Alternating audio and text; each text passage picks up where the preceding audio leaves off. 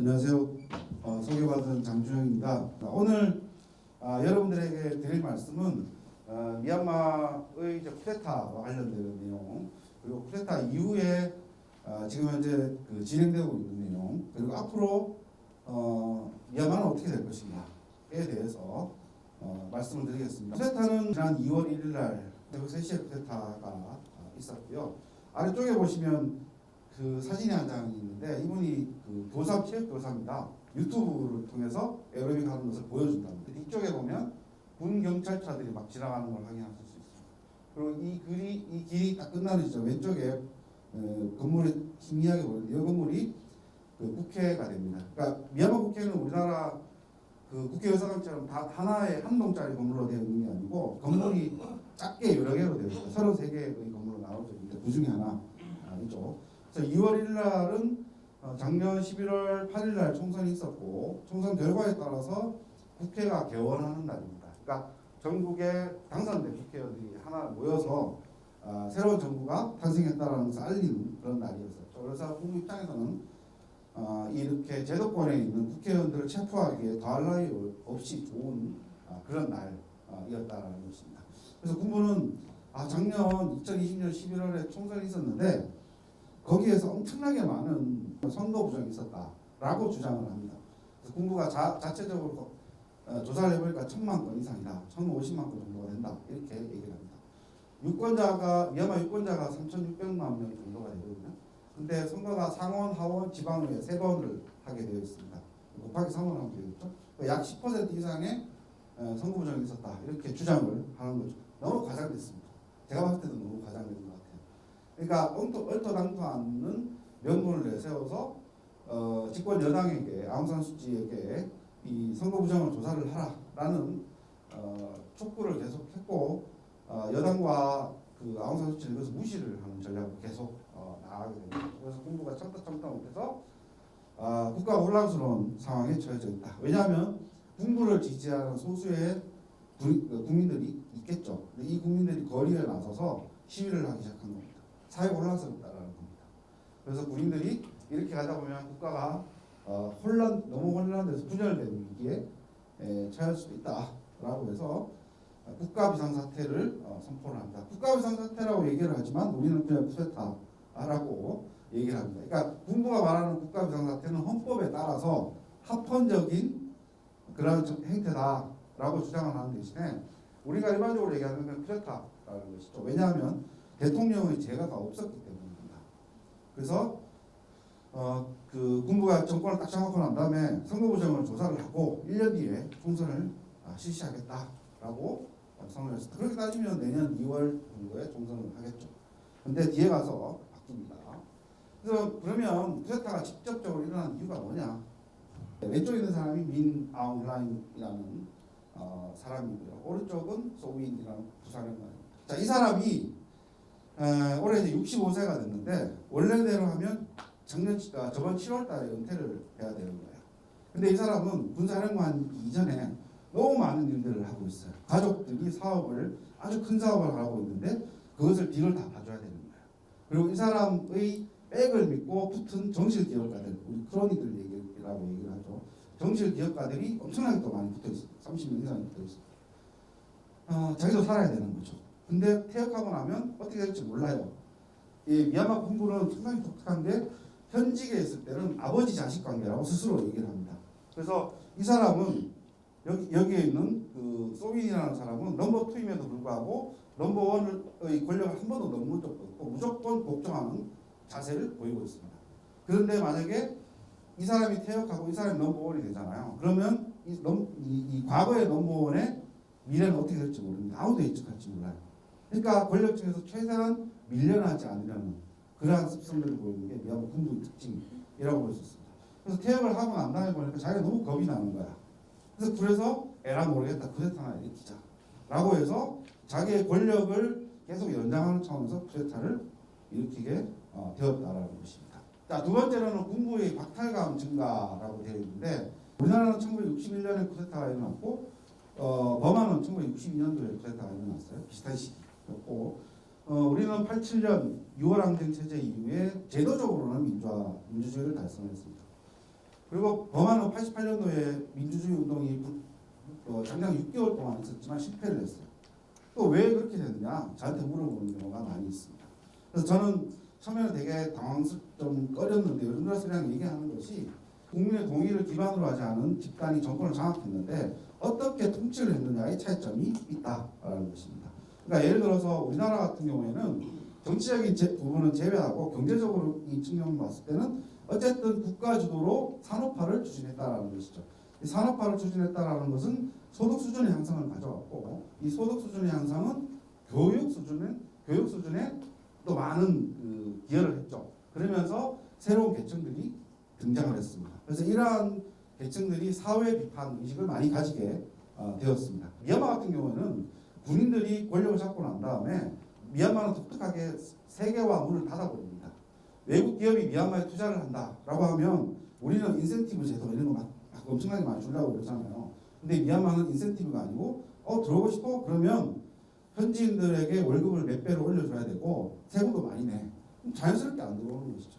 그러므로 인해서 1962년부터 88년까지 미얀마는 국제사회에 거의 알려지지 않게 되는 겁니다. 그 내부적으로는 골마 터지게 되는 것이죠. 군인들이 모든 국가의 부를 장악을 하고 경제 발전에는 상당히 소홀하게 되는 겁니다. 대신에 군인과 군인 가족들의 부는 지속적으로 증가를 하게 되는 것이죠.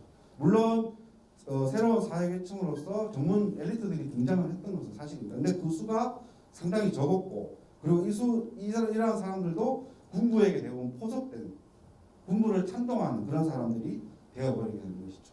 그런 상황에서 1988년도 민주화운동이 전국적으로 발생을 했지만 이 민주주의라는 것을 추구를 하지만 민주주의가 뭔지를 모르는 거예요. 국민들이.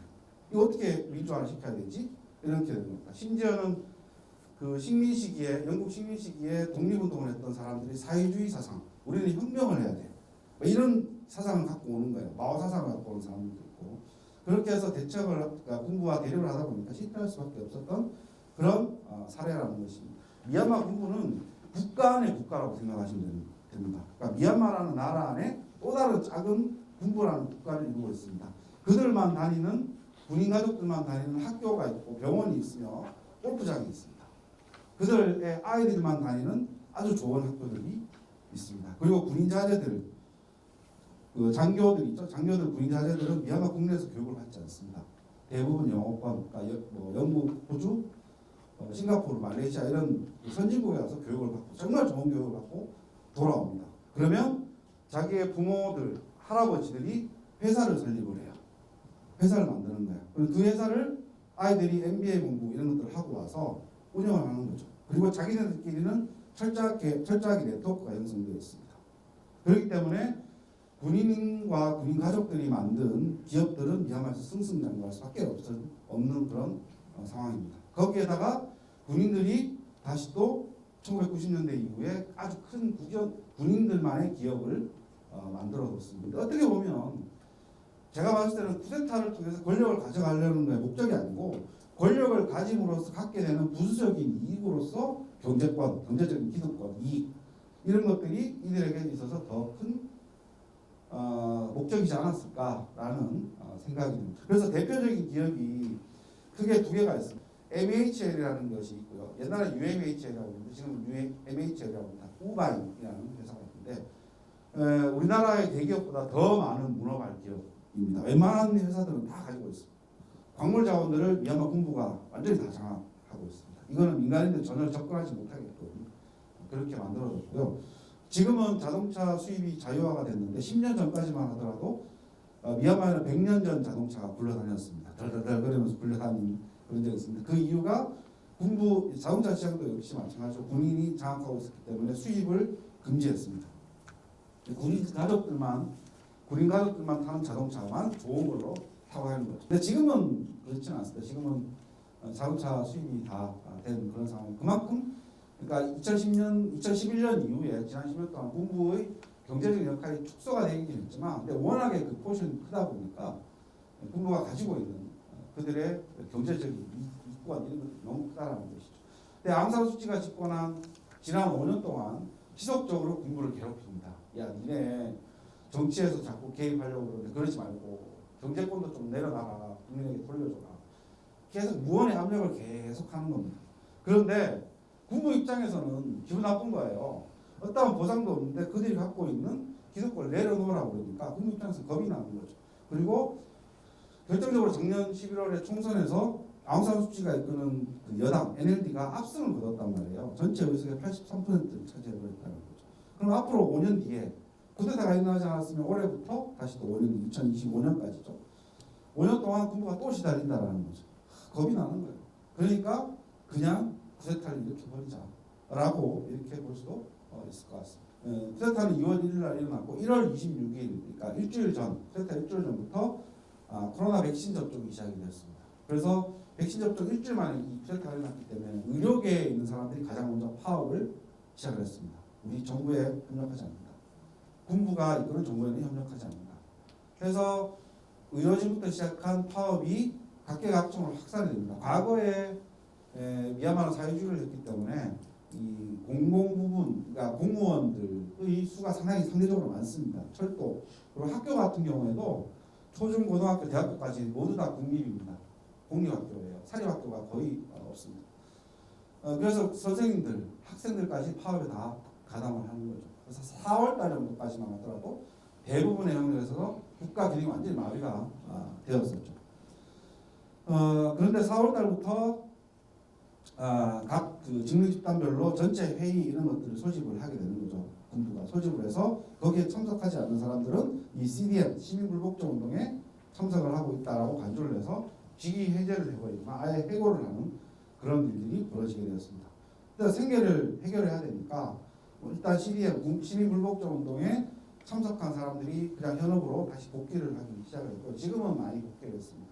그런데 교육계는 아직까지 적극적으로 여기에 참여를 하지 않습니다. 특히 이제 그 우리 MZ세대라고 얘기를 하잖아요. 이 친구들은 80년대 말 90년대 2000년 초까지 태어난 친구들인데 유년기는 군부 시기를 보냈지만 군부 통치 시기를 보냈지만 거의 군부에 대한 기억이 거의 없고 성년이 되었을 때 미얀마가 개혁개방을 시작한 거예요. 2011년부터.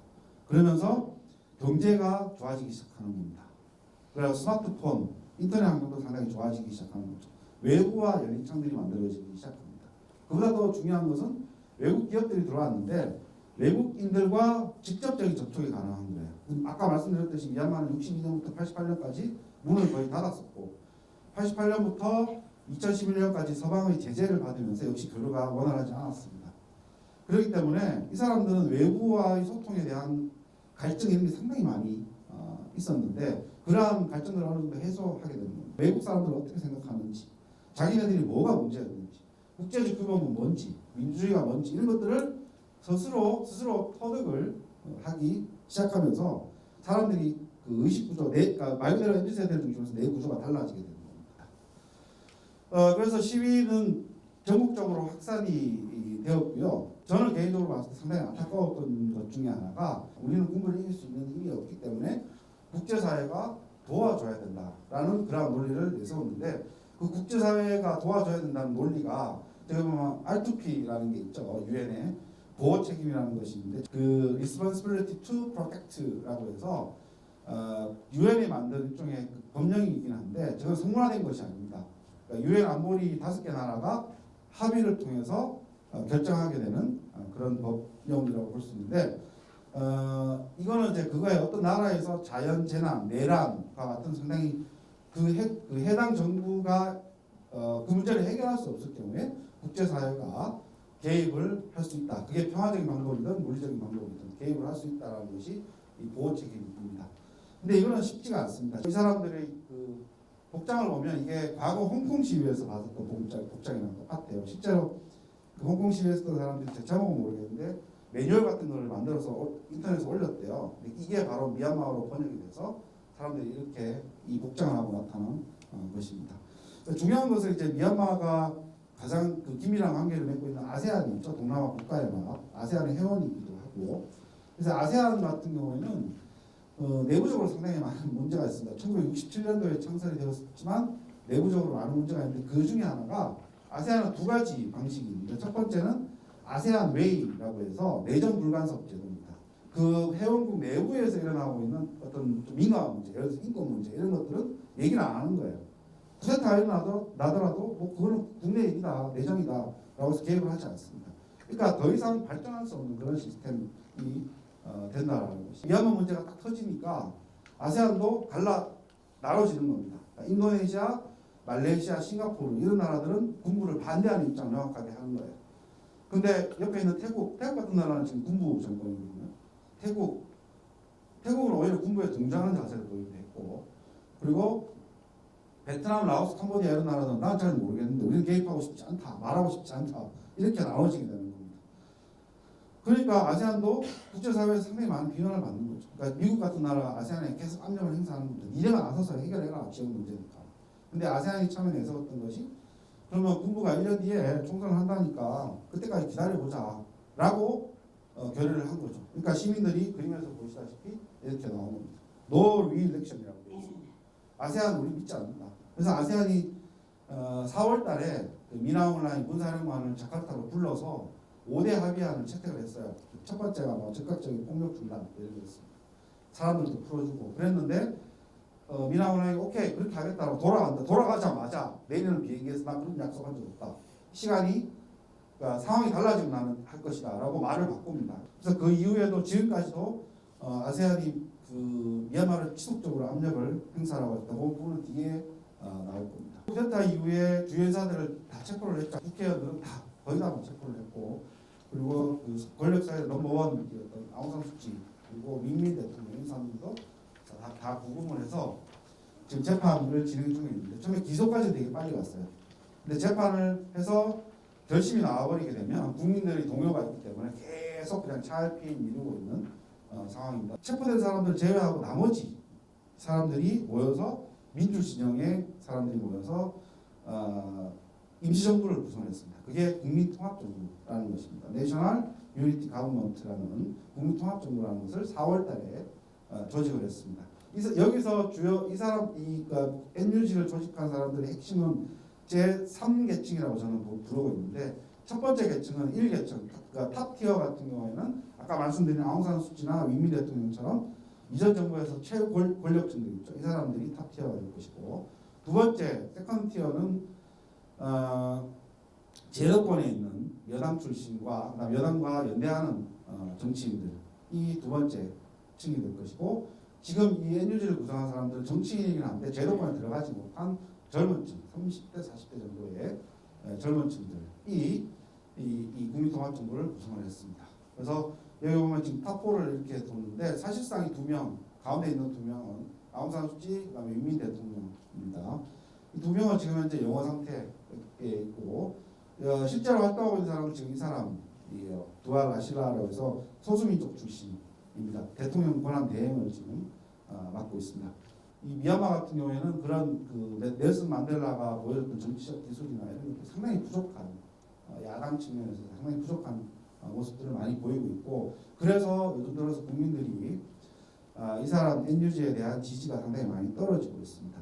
그 내용을 보게 되면 위에 그 목적이 연방 내 모든 국민의 통합, 연방군 창설, 국제사회의 지지 유도를 통한 합법적인 정부로 인정되어 있는데, 지금 현재 첫 번째, 두 번째는 거의 불가능한 상황에서, 왜냐하면 연방군은 모든 국민을 다 통합해서 군을 만들겠다라는 거예요. 그러니까 연동되는 것입니다.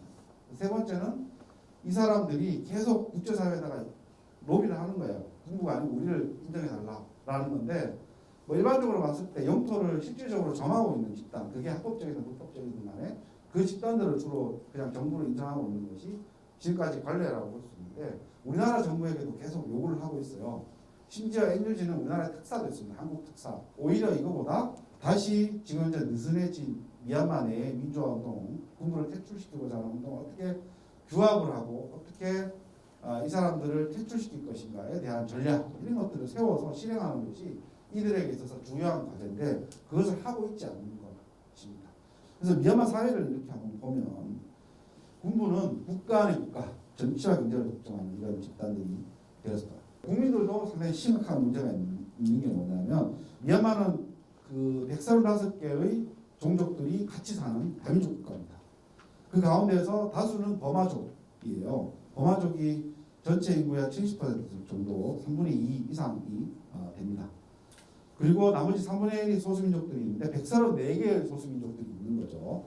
근데 군부가 어떻게 이 국민들을 갈라치기를 했느냐를 보면 이 소수민족 무장단체들은 소수민족들은 식민 시기에 영국 식민 시기에 영국 사람들에게 협력을 했습니다. 부역을 했단 말이에요. 쉽게.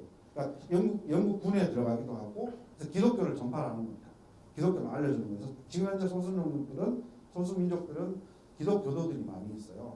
그래서 니네는 고마족이랑 달라. 니네 맨날 고마족한테 당했지. 전쟁 나갈 때 막 잡혀가고 막 이랬지. 그래서 정체성을 만들어주는 거예요. 그러니까 니네가 우리한테 잘 협력을 하면 우리가 독립시켜주거나 아니면 그게 안 되면 자치권이라도 줄게. 니네가 독립할 수 있도록 만들어줄게. 라고 약속을 하고 지키지 못한 약속을 하게 되었던 것입니다.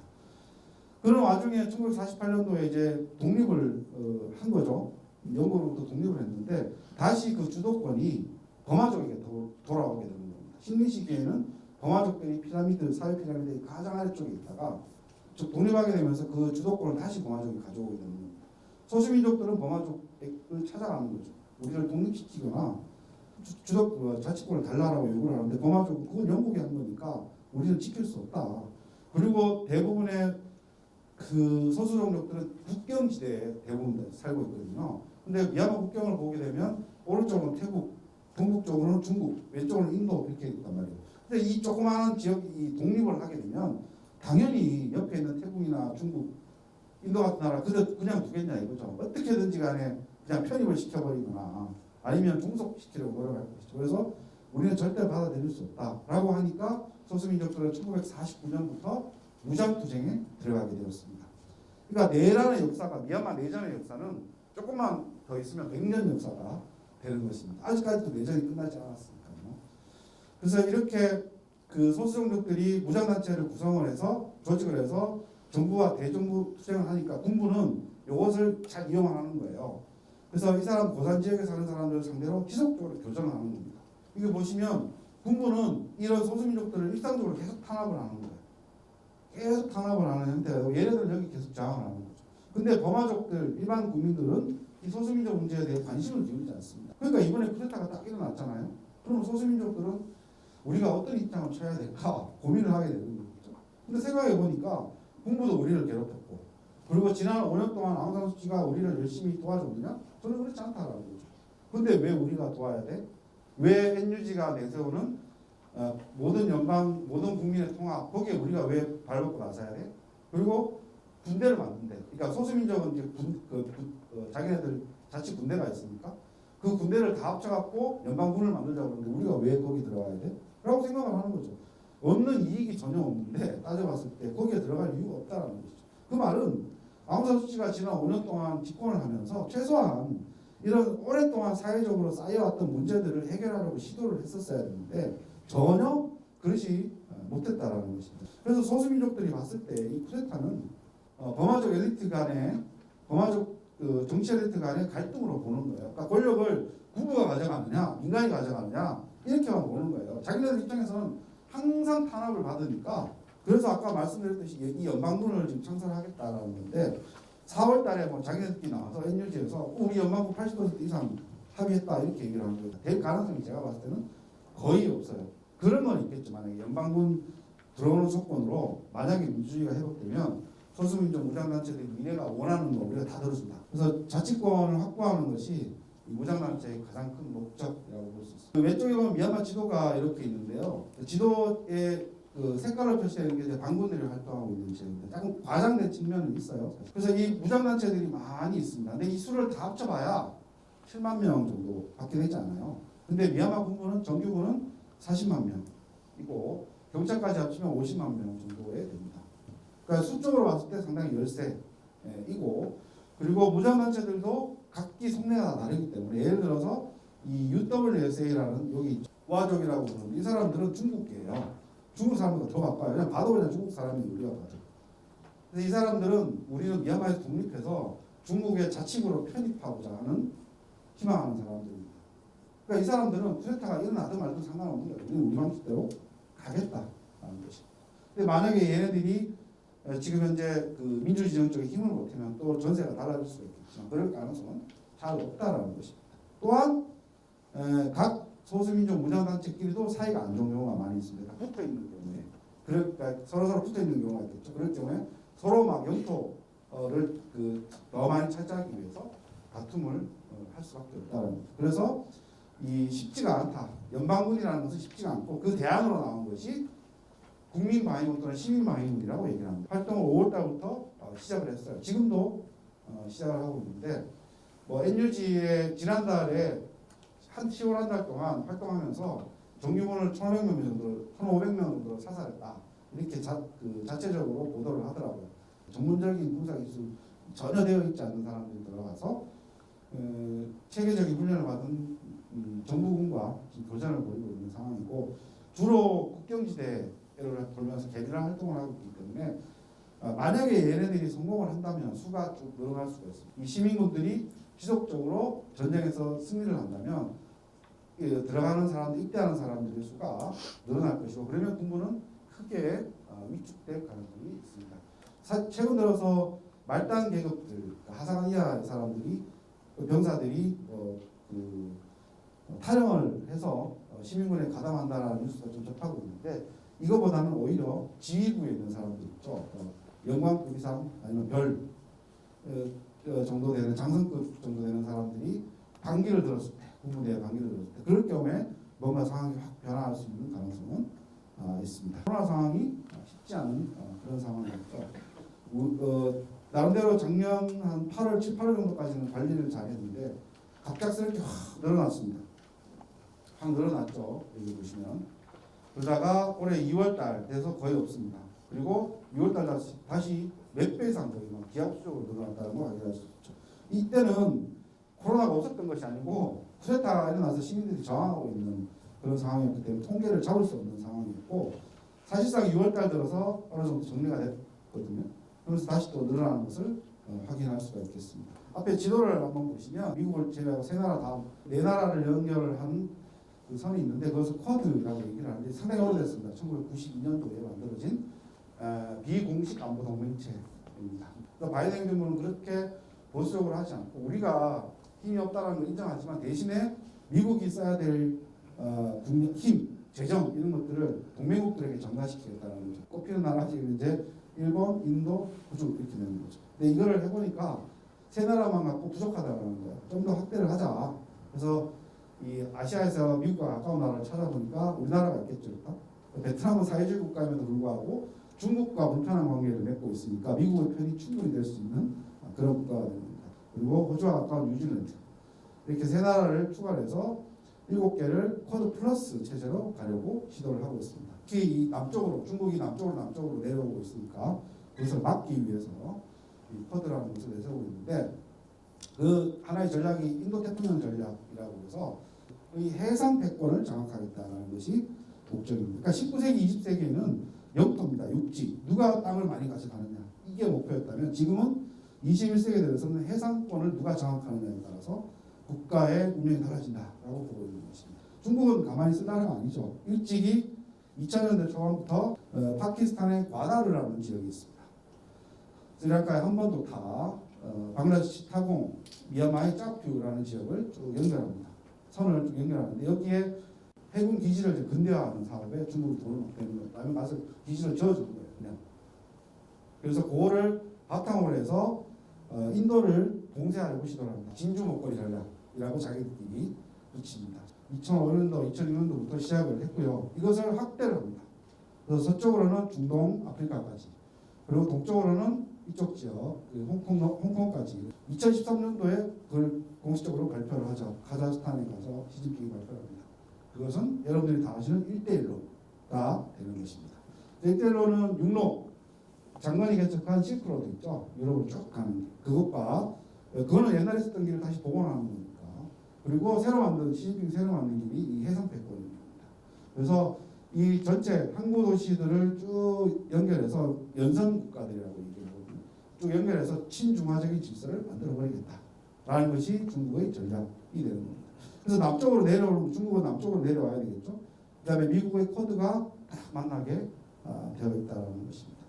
왜 그러냐면 중국은 지속적인 경제 발전을 위해서 자원이 계속 부족합니다. 중동산, 아프리카산 원유를 가지고 오는 거죠. 그래서 쭉 이전에는 갖고 올 때 이 루트가 이렇게 파란색이에요. 루트가 이렇게 해서 이렇게 올라가는 겁니다. 그래서 여기 말라카 해협을 지나는데 싱가포르 남부 지역 말라카 해협은 해적들이 아직도 많이 있어요. 그리고 돌아서 이쪽 위로 올라가야 되는 겁니다. 그리고 또한 이쪽은 남중국해인데 언론에 한 번씩 나오죠. 남중국해는 지금 영유권 분쟁이 1990년대 이후에 현재까지 아직까지 진행되고 있습니다. 끝나지 않을 가능성이 상당히 커요. 총 6개 나라가 개입이 되어 있습니다. 이 남중국해 미국도 여기다 계속 가담을 합니다. 중국을 견제하기 위해서. 그래서 여기는 사실상 분쟁 지역입니다. 그렇기 때문에 중국 입장에서 이쪽 나오는 건 거의 불가능하다. 그러면 이 인도양으로 나오는 길의 최단거리가 어디냐? 미얀마라는 겁니다. 그러니까 중국 입장에서는 1대1로라는 것을 성공시키기 위해서는 미얀마가 협력하지 않으면 거의 불가능하다는 겁니다. 중동에서 가까운 원유를 남쪽으로 쭉 내려가지 않고 여기다 도킹을 합니다. 육로를 통해서 파이프라인을 통해서 중국으로 보내고 있습니다. 그래서 그거를 하나 또 파이프라인 만들고 여분으로 또 하나 해서 세 기를 파이프라인을 통해서 중국으로 이렇게 쏩니다. 그리고 아까 무장단체 제가 말씀을 드렸는데 무장단체들이 주로 많이 활동하는 지역이 여기 표시되어 있는 지역입니다. 그래서 이쪽 지역 교전이 일어나게 되면 중국 입장에서 골치 아픈 거예요. 자기네들 돈 들어서 공장도 짓고 도로도 닦고 있는데 이게 파괴되면 안 되니까 정전협정이 정부군과 군부 간에 소수민족 반군 간에 교전이 그러니까 정전협정이 잘 되게끔 중국이 계속 개입을 합니다. 미얀마는 왜 쿠데타를 했느냐? 국제적인 면에서 봤을 때 미국은 바이든 행정부가 새롭게 들어왔습니다. 그래서 외교정책을 새롭게 수립을 해야 되는 그 상황이었고 중국은 미얀마와 관계가 상당히 좋지만 미얀마 군부와의 관계가 약간 소원해져 있었거든요.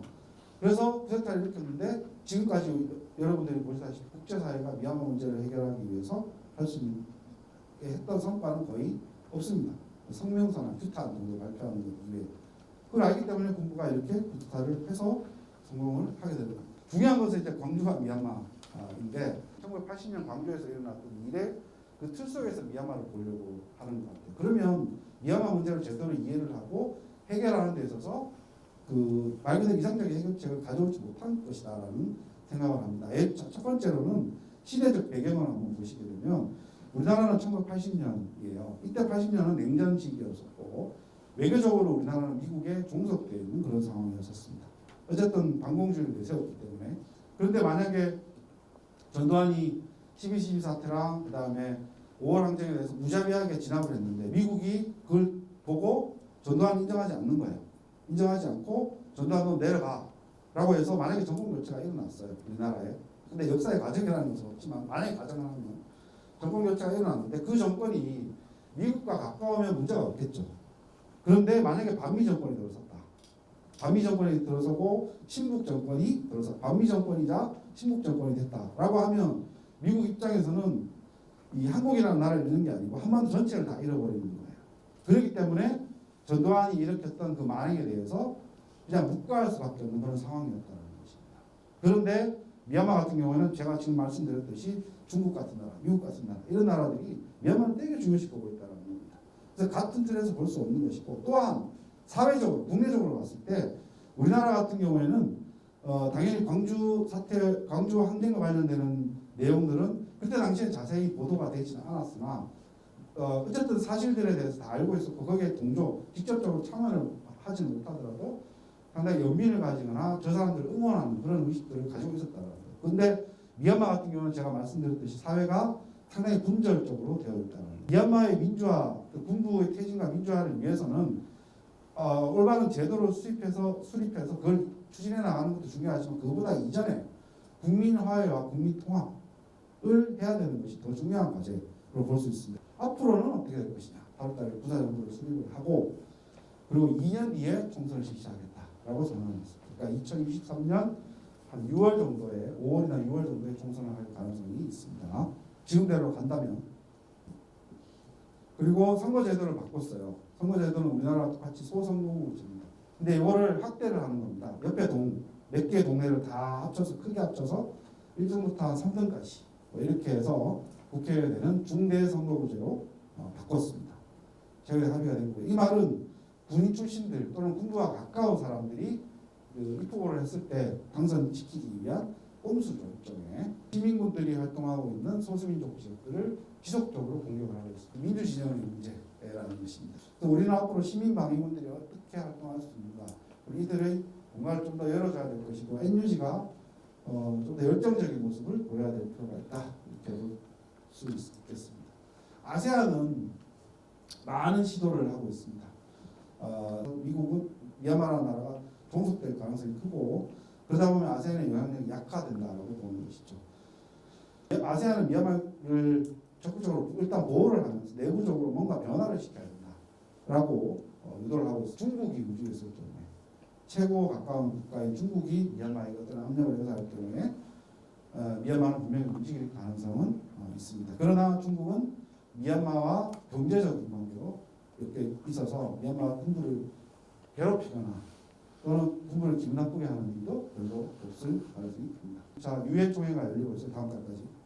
그래서 미얀마 문제가 많이 거론이 되고 있습니다. 얼마 전에는 규탄 성명서도 냈는데 법적 효력이 없습니다.